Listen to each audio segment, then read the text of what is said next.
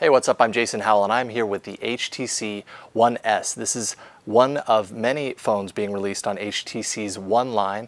This in particular will be on T-Mobile's HSPA Plus network. It's $199 on a 2-year contract, $599 without. Let's take a look at the specs.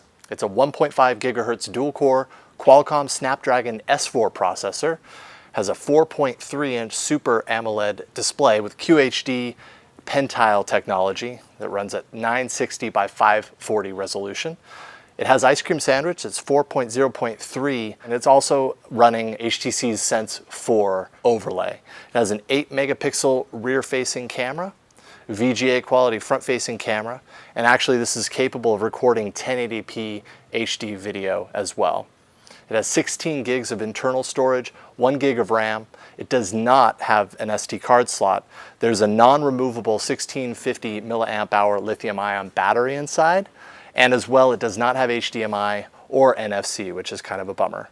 But let's take a look at the design. First of all, it's extremely thin and light. It's the thing that strikes you the moment you pick up this phone. It has a gray anodized aluminum unibody design. The overall stylings make this phone feel very expensive in your hand. It has a solid feel, build quality is top-notch, and yeah, there's just not a whole lot more I can say about this phone. I loved using it.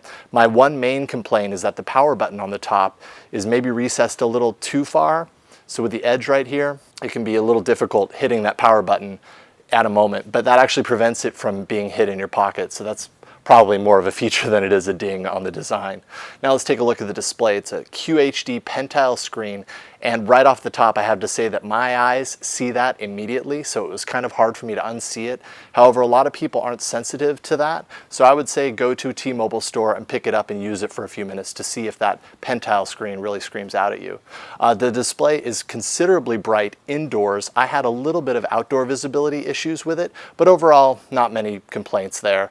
And the capacitive buttons on the very bottom mean that your screen real estate isn't being stolen for the on-screen buttons like they are on a phone like the Galaxy Nexus. So you actually get all of that resolution for your apps and your games. Now onto performance. It's very snappy. There was very little lag at all throughout using this device, and that's including HTC's Sense 4. Everything's just super quick on here and super responsive thanks to the Snapdragon S4 processor. Now let's take a look at the camera. The rear-facing camera is awesome. Picture quality is actually very, very good, and it's improved more in pictures that you take in like bright daylight.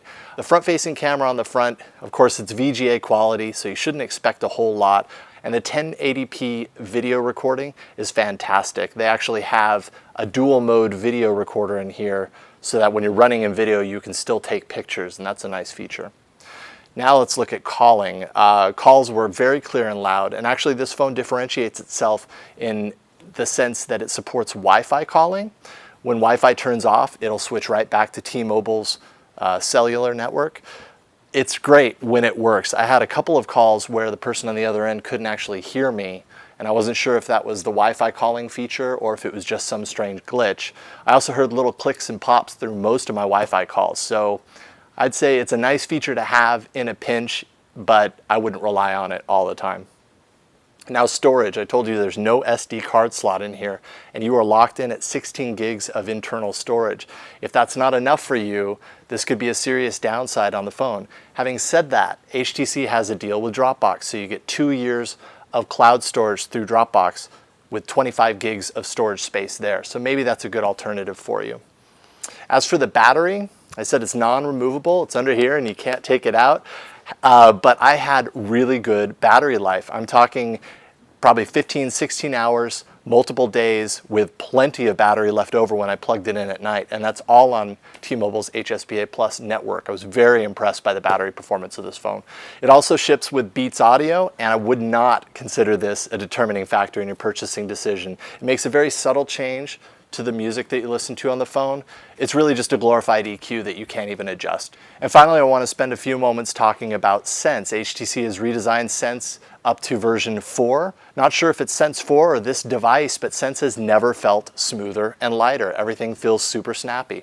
The camera app is superb. I really enjoyed using the camera app and wanted to turn on the phone just to take pictures because the app was so much fun to play with. Sense's multitasking screen is much less usable than the one on Ice Cream Sandwich because the screens take up almost the full entire screen, so it's really hard to get a true sense of all the apps that you have open at any given time. It really slows you down.